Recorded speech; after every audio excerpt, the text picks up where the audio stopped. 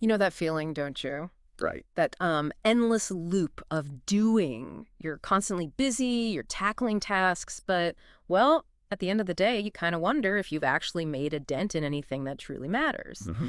And even for those of us who are, already pretty deep into productivity strategies, tracking tasks, managing calendars, there's still that little question, isn't there? Are we really moving the needle? Right. Or just optimizing the small stuff. Exactly. Right. Yeah. Optimizing the wrong things. It's a real modern challenge and one I've definitely wrestled with myself. Yeah, I think a lot of people do. Well, today we're hoping to cut through some of that noise. This deep dive is all about radically simplifying your focus, trying to achieve those extraordinary results. Hmm.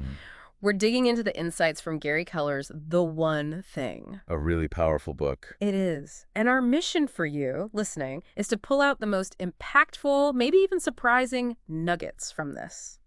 We want to uncover how narrowing your concentration might actually be your shortcut to what you want. Giving you those aha moments. Yeah, exactly. And hopefully a clearer path forward without feeling quite so swamped. Absolutely. And the foundational concept here is, well, it's profound because it's so simple, really. Right. The One Thing offers this very direct approach to getting what you want. It's about recognizing that extraordinary results are directly determined by how narrow you can make your focus. So less is more, essentially. Exactly. It shifts the whole paradigm. You stop trying to do more things and start doing fewer things for, much greater impact. That feels counterintuitive, though, doesn't it? In a world praising doing everything at once. It does. But where true success is achieved, you always find that concentration was narrowed down to one thing. Always. Seems that way.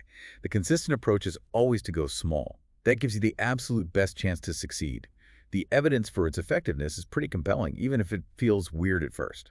And it creates this kind of chain reaction, right? The book calls it the domino effect. Yeah, that's a great visual. My instinct, honestly, is always telling me to tackle a dozen things at once to feel like I'm making progress. Sure, that's common.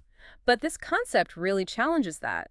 So how exactly does this sequential buildup, this one thing at a time idea, fundamentally differ from how people usually approach big goals? What makes it work? Well, that's a fantastic point because you're right. Most people think of success as running things in parallel, Yeah. juggling multiple big projects. Keep all the plates spinning. Exactly. But the domino effect suggests that true leverage comes from finding that one most important thing, the thing that when you knock it over, makes everything else easier, or maybe even unnecessary. Okay, so it's about leverage, not just activity. Precisely. It's prioritizing impact over sheer busyness. And if you look historically, whether it's, I don't know, building pyramids or launching rockets, those huge achievements always involved focusing immense effort on one critical step at a time. Letting one success lead to the next. Yeah. Each success kind of propels the next one naturally. It's really understanding that success is a process over time, built sequentially. That reframes so much. And what's fascinating is that this one thing idea, it isn't some, new trendy fad. Not at all. It's a fundamental truth. It just shows up again and again in the lives of successful people throughout history. Mm-hmm. Success leaves clues, as they say. And the source material really emphasizes this point. No one is self-made, and no one succeeds alone. This principle seems like a cornerstone for high achievement, not just some fleeting strategy. Well put. It's foundational. All right, let's unpack this next section then, because it hits right at why so many of us feel that the overwhelming busyness, but without the productivity. Yeah, the frustration. The book zeroes in on 6 common lies, things that stand between us and success. And the first one is, everything matters equally. Oh, that's a big one. We tend to just throw everything onto a to-do list, don't we? Just brain dump it all. But the argument here is that most of those lists are really just survival lists. They're designed to get you through the day, maybe the week. But not necessarily towards a big goal. Right. Not the stepping stones to build a truly successful life. Exactly.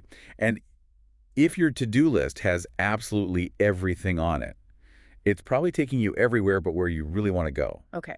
So instead, the focus should shift to what the book calls a success list. A success list. How's that different? Well, it's a list that's purposefully created around achieving extraordinary results. It's much shorter, more focused. Okay. And this highlights a really crucial insight. The majority of what you actually want, it will come from the minority of what you do. The 80-20 principle again? Sort of, yeah, but maybe even more extreme. Extraordinary results are disproportionately created by far fewer actions than most people realize. Hmm. The goal is to keep whittling things down until you find that essential one. Okay, the essential one. Yeah. I like that. Now, this next lie, multitasking, this is a tough pill for many to swallow, myself included, probably. Hmm. Very common. We're kind of wired to believe we can juggle multiple tasks efficiently. The book is pretty assertive, though. It just says, it's a lie. How does it make that case? Especially when, let's be honest, so many workplaces seem to demand we multitask. Yeah, it definitely goes against our instincts and sometimes our environment. The book debunks it by really pointing to the costs of task switching. Switching. Right. While we feel like we're doing two things at once, our brain is actually just switching back and forth really rapidly. Okay. And every time it switches, you lose a little bit of time, a little bit of cognitive energy. It's like trying to run two different races at the exact same time. You might finish both eventually. But you won't run either one particularly well. Precisely. You won't excel. Yeah. And the research on this is pretty compelling. Some studies show workers get interrupted, every 11 minutes or so? Wow. And then they spend almost a third of their day just recovering from those interruptions, getting back on track. A third of the day. That's huge. It is huge. So while multitasking feels productive in the moment, it's actually a massive drain on our overall effectiveness. Some researchers estimate it causes like a 28% loss of an average workday just due to that inefficiency. 28%. Okay, that's sobering. I have to admit, the book's take on the next lie, a disciplined life, was genuinely eye-opening for me. Oh, yeah. How so? Well, we're always told success requires this constant, iron-willed discipline, Hmm. grit, hustle, all the time. The prevailing narrative. But what does the one thing reveal about the true role of discipline here? And why might we actually need less of it than we think? Yeah, this is a real game changer, I think, because we often burn ourselves out trying to be disciplined about everything all the time. Right, it's exhausting. Exactly. The insight here is that discipline is more like a key. You just need it long enough to turn the ignition and get the engine of habit running. Once that habit is formed, the habit itself does the heavy lifting. Okay, so discipline gets the habit started. Right. And that frees up your finite willpower, which we'll get to for other critical decisions. Success isn't really about doing everything right. It's much more about doing the right thing consistently. Doing the right thing. And studies suggest it takes, on average about 66 days to acquire a new habit. 66 days. Okay. So consistency for that focused period, that 2 months or so, is way more valuable than trying to maintain this endless diffuse discipline across the board. That completely reframes how you approach building consistency. It's a sprint to build the habit, not a lifelong marathon of sheer willpower. Exactly. It's a targeted effort. And speaking of discipline, that links perfectly to the fourth lie. Willpower is always on will call. Another common misconception. Yeah, this is another one we often just take for granted, right? We assume our willpower is this infinite resource we can just tap into whenever needed. Like a bottomless cup of coffee. Yeah. But the book says, nope, it's very much finite. Like a muscle, it gets tired. The more we use our mind, the less minding power we seem to have left. That's right. It depletes. Which raises a really important practical question for all of us then. Which is? When is your willpower actually at its highest? Good question. Usually first thing in the morning, before the day wears you down. Generally, yes. For most people, it's early in the day. So the strategic advice that flows from that is pretty clear. Do your most important work first. Exactly. Do your one thing early, before your willpower gets drawn down by, the 1,000 other decisions and distractions that inevitably pop up throughout the day. Use your peak energy for your peak priority. Makes sense. Okay, moving on to lie number 5, a balanced life. Ooh, this one steps on some toes. It really does, because we're constantly told to strive for balance, aren't we? Work-life balance, it's the holy grail for many. But the book argues pretty strongly that a truly balanced life, in the way we usually think of it, is, well, it's a myth. If you try to attend to all things equally, everything gets shortchanged. Nothing gets its proper due. Indeed. The argument is, when you're aiming for extraordinary results, not just average results, but extraordinary ones. Right, that's the key distinction. You must choose what matters most, and then you have to give it all the time it demands. All the time it demands. That sounds intense. It is. It requires going, as the book puts it, extremely out of balance concerning other areas of your life, at least for a period. Okay, extremely out of balance. That sounds scary. It can sound that way, But the idea is you might need infrequent counterbalancing just to keep other essential things afloat. But fundamentally, leaving some things undone becomes a necessary trade-off. A trade-off for extraordinary results. Yes, it's not about neglecting everything else forever, but it's recognizing the practical reality that intense focus demands a temporary, deliberate imbalance. You can't have it all at the same time if all means extraordinary in one area. That requires some tough choices. Okay, and finally, the sixth lie. Big is bad. The fear of ambition, almost? Yeah, this sort of limiting belief that thinking big or achieving really big things is somehow inherently negative, or maybe just out of reach for people like us. Where does that lie come from, do you think? And how does breaking free from it help? That's a really crucial point to end on for the lies. Often I think that limiting belief comes from maybe past failures or just a fear of stretching way beyond our comfort zone. Fear of failure or even fear of success sometimes. Could be. What's really fascinating here, though, is how accepting big isn't just about goals, it's fundamentally about who you can become. Okay, explain that. Well, believing in big, allowing yourself to think bigger, it frees you up to ask totally different questions, to follow new paths, try new things you wouldn't have considered otherwise. It opens up possibilities. Exactly. The book argues that only living big will actually let you experience your true life and work potential. Because achievement and abundance aren't flukes. They're seen as natural outcomes of doing the right things consistently with no artificial limits attached. So it's about shedding that fear of grand aspirations. Yeah, and opening yourself up to genuine possibility. Don't aim low out of fear. Okay, so if we've debunked these six lies, or at least started questioning them, what's the path forward? Where do we go from here? Well, that brings us neatly to the core tool the book offers. It's called the focusing question. The focusing question. And it starts with the idea that answers really come from questions. Right. And the quality of any answer you get is directly determined by the quality of the question you ask. Makes sense. Garbage in, garbage out applies to questions too. Precisely. There's that great Voltaire quote, "Judge a man by his questions rather than his answers." Okay, so what is this life-altering focusing question? Okay, here it is. What's the one thing I can do Okay. such that by doing it, hmm everything else will be easier or unnecessary? What's the one thing I can do such that by doing it, everything else will be easier or unnecessary? Wow. It's deceptively simple, isn't it? But it's incredibly powerful because it sources a very clear decision. It demands focus. Yeah, it really cuts through the clutter. And what's brilliant about it, I think, is how versatile it seems. How do you mean? Well, you can use it for the really big picture stuff, right? Like, where am I ultimately going? Or what's the big target I should aim for? Your ultimate goal. But you can also use it for the small focus, the immediate actions, like, what must I do right now, today, to be on the path to getting that big picture? Absolutely. It works on multiple zoom levels, from the macro to the micro.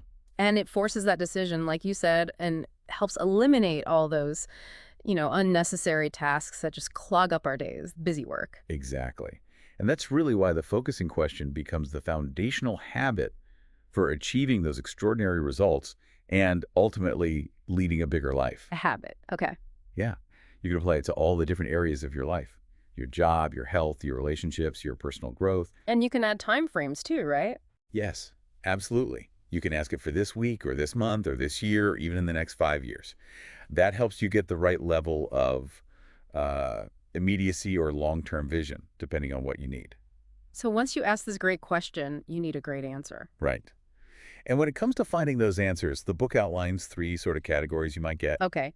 There are doable answers, things you already know how to do. There are stretch answers, things at the edge of your current abilities. And then there are possibility answers. Possibility answers? Yeah. And extraordinary results, the kind that really transform things, they typically require one of these great answers. And these usually live outside your current comfort zone. They're often a new answer, something you haven't tried before. So it's about innovation, finding a new way, not just doing the old things harder or better. Often, yes. It pushes you towards innovation rather than just optimization. So to get those new answers, those possibility answers, Yeah. we don't necessarily have to invent them entirely from scratch, do we? Oh, definitely not. That would be daunting. The best place to start looking for those, maybe surprising, solutions is often with the research and experience of others. Standing on the shoulders of giants. Exactly. That could mean diving into books like this one or other published works, or it could simply mean talking to someone who has already achieved what you're hoping to achieve. Learn from their experience. Right. Don't feel like you have to reinvent the wheel every single time. Seek out existing answers first. Good advice. And that leads us nicely into the sort of natural rhythm for actually implementing the one thing in your life. There's a simple three-part formula: Okay, what is it? purpose, priority, and productivity. Purpose, priority, productivity. Right? First, live with purpose. The idea here is that your purpose, your why, is what sets your priority. And your priority is what determines the actual productivity your actions produce. So purpose drives priority. Priority drives productivity. You got it. And it suggests that true happiness happens more on the way to fulfillment during the journey, driven by purpose, not just, when you acquire things or hit a target. That resonates. Even having financial wealth, the book says, needs a purpose behind it. Right. Otherwise, how do you ever know when you have enough? Purpose gives direction. Okay, so purpose first. Then what? Next, live by priority. Because purpose without priority is, well, it's powerless. It's just a nice idea. Right, needs action. This is all about connecting today's actions, the stuff you do right now, to your future goals, the ones driven by your purpose. Bridging the gap. Visualizing the process helps. Breaking down those big, potentially intimidating goals into smaller, manageable steps. The dominoes, essentially. Yeah, tech to the dominoes. Yeah. And here's a really compelling little nugget the book shares. Studies show that simply writing down your goals makes you something like 39.5% more likely to actually accomplish them. Wow, almost 40% more likely just by writing them down. Yep. That alone is a pretty powerful incentive to get clear on your priorities and write them down. Definitely. Okay, so purpose, priority, and the last one. And finally, live for productivity. This means getting the absolute most out of what you do when it matters most. Okay. The argument is the most successful people aren't necessarily working more hours, but they are the most productive within their focused hours. Why? Because they allocate a disproportionate amount of time to their one thing. They make time for what matters most. They make time, and they protect that time fiercely. Which brings us to a really critical strategy for achieving this productivity. Let me guess. Time blocking. You got it. Time blocking. It's essential. And the book says you need to time block 3 key things in a specific order to really maximize your efforts. Okay, what's the order? First, believe it or not, time off. Time off. Block that first. Yes. Resting is just as important as working, maybe more so in the long run. Right. It replenishes your energy, prevents burnout, so block your vacations, your downtime first. Treat it as non-negotiable. Okay, I like the sound of that. What's second? Second, block time for your one thing. This is your most important work. The recommendation is often around 4 hours daily, if possible. 4 hours. That's a significant chunk. It is. And ideally, block it as early in your day as possible, remember, when your willpower is typically at its highest. Right. Protect that peak time. Okay, time off. One thing time. What's third? And third, block planning time. Just about an hour each week is usually enough. Use this time to review your bigger goals, your annual, maybe monthly goals, and plan out your priorities for the upcoming week. Ensure everything's aligned. An hour a week for planning. That seems doable. It keeps you on track and connected to your purpose and priorities. This ties in really well with something Paul Graham wrote about, the distinction between maker time and manager time. Ah, yes, that's a great concept. Explain that. Well, maker time, that's when you're actually doing the deep work, creating things, writing code, designing, strategizing. It needs large, uninterrupted blocks of time, like half-day chunks, ideally. Right. You need to get into flow state. Exactly. Whereas manager time, that's more about overseeing, directing, attending meetings, handling emails. It tends to be naturally fragmented into smaller slots. Interruptions are almost expected. So the advice, building on the one thing, is to intentionally structure your day. Be a maker in the morning during that big protected block for your one thing. Focus deeply. And then shift into being more of a manager in the afternoon, handling the meetings, the calls, the smaller tasks. That makes a lot of sense. Structure your day around your energy and the type of work. But the key is protecting those blocks, isn't it? Absolutely critical. You have to adopt the mindset, really internalize it, that your time blocks, especially your one thing block, can't be moved. Treat them like the most important appointments in your week. Easier said than done sometimes. Oh, for sure. And interestingly, the book points out that your biggest challenge in protecting these vital blocks might actually be Well, yourself. me. How so? Your own internal need to maybe do other things that feel urgent but aren't important, Ah, or allowing distractions to creep in, or just your difficulty in saying no to requests that fall outside your one thing for that block. yeah, that internal battle is real. Okay, so protecting the time is key. Now, to truly commit to this whole path, this one thing philosophy, the book outlines three specific commitments. hmm Things you need to embrace. First is mastery. What does that mean here? It means seeing mastery not as some final destination you arrive at, but as a continuous path you walk. Recognizing that expertise directly tracks with the hours you invest, the deliberate practice. Okay, it's a journey. Right. And it's about striving to do something the best that can possibly be done, not just the best you personally can do it right now. That's a subtle but really significant difference, aiming for the ultimate potential, not just your current ceiling. Exactly. It pushes you to keep learning and improving. Okay, mastery. What's the second commitment? Second, you must continually seek best ways. Never settle for good enough if better exists. Always be looking for optimal methods, new approaches, those possibility answers we talked about. Keep asking, is there a better way to do this? Stay curious, stay learning. Got it. And the third commitment. The third is accountability. Highly successful people, the book notes, are really clear about their own role in their success and their failures. They don't make excuses. Own it. Yes. And crucially, they actively seek out teachers, mentors, coaches. They understand the value of supervised training, of external perspectives and guidance to push them further than they might go alone. So being willing to learn from others and be held accountable. Absolutely, it accelerates growth. Okay, those are powerful commitments. But of course, no journey, especially one towards high productivity, is without its pitfalls. Always obstacles. The book calls them the four thieves of productivity, things that steal your focus and energy. The first one is the inability to say no. The people pleaser trap. Totally. If you say yes to everything that comes your way, you effectively end up saying yes to nothing truly important. Your focus gets scattered. Right. The advice is that any request really needs to be clearly connected to your one thing for you to even consider saying yes to it, especially during your protected time. Protecting your priorities. And accepting that you simply can't please everyone, so don't even try.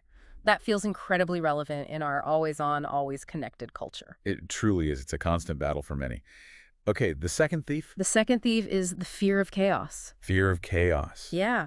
When you really strive for greatness, when you narrow your focus that intensely on your one thing, chaos is pretty much guaranteed to show up in other areas of your life or work. Things get messy elsewhere. Exactly. Maybe your desk gets messy, or your inbox overflows, or other projects get temporarily neglected. It's presented as an inevitable part of the process. So don't freak out when it happens. Right. You need to be prepared for it, understand it's often just a temporary byproduct of that intense, necessary focus on what truly matters most right now. Don't let the fear of that chaos derail your one thing. Okay, tolerate temporary messiness. What's thief number 3? Third is poor health habits. This one's maybe less obvious, but just as damaging. How so? Personal energy mismanagement is described as a silent thief of productivity. Think about it. High achievement, extraordinary results. They demand high energy levels. You can't run on empty. Exactly. Mm. If you're not taking care of your physical and mental well-being, you won't have the stamina or focus to pursue your one thing effectively. Makes sense. Does it offer any practical advice here? It does. It offers a neat little framework called the Highly Productive Person's Daily Energy Plan. It covers different energy dimensions, Okay, like what? like meditate or pray for spiritual energy, eat right, exercise, and sleep sufficiently for physical energy, hug, kiss, and laugh with loved ones for emotional energy. Oh, I like the emotional energy part. Set goals, plan, and use your calendar for mental energy. And of course, time block your one thing for your core business energy. It's a really holistic approach, isn't it? Covering all the bases to sustain your drive. Exactly. Manage your energy, not just your time. Okay, that's huge. And the final thief, number 4. The fourth thief is when your environment doesn't support your goals. Your environment. You mean like a messy office? That can be part of it. Yes, your physical surroundings matter. Clutter can be distracting. But it's also, perhaps even more importantly, about the people in your environment. The people you surround yourself with. Precisely. Remember that point about no one succeeds alone? The flip side is true too. No one fails alone either. You really need to pay attention to your circle. Do the people around you support your goals, energize you, hold you accountable? Or do they distract you, drain your energy, or maybe even undermine your ambitions? That requires some honest assessment. It does. Clearing the path to success means consciously curating your environment, both people and place, so that it helps you consistently get where you want to go and removing the things and maybe even people that pull you away. Wow. Okay, those four thieves are definitely things to watch out for. For sure. Saying no, embracing chaos, managing energy, and curating your environment. So let's try and wrap this up. To recap this whole deep dive, the fundamental power of focusing on the one thing seems immense. It really The is. core idea, at any given moment, there can really only be one single most important thing. Hmm. And when you identify that thing and ensure it aligns with your deeper purpose and your chosen priorities, doing that one thing becomes, by definition, the most productive thing you could possibly do. Absolutely. It's the action with the most leverage. It launches you toward the best you can be, one domino at a time. And this deep dive, our hope is that it helps you, the listener, move towards living a life with fewer regrets. By getting clearer on what truly matters most to you. Yeah. It's about empowering you to make conscious choices and then take the specific actions that move you towards your best self, cutting through the noise and focusing on what really counts. And that leads us to this final, powerful thought from the material. When you know what matters most, everything makes sense. When you don't know what matters most, anything makes sense. That really sums it up, doesn't it? Clarity is key. It really does. So maybe the question to leave everyone with is this. As you go about your week, what's the one thing you will focus on, such that by doing it, everything else will be easier or unnecessary?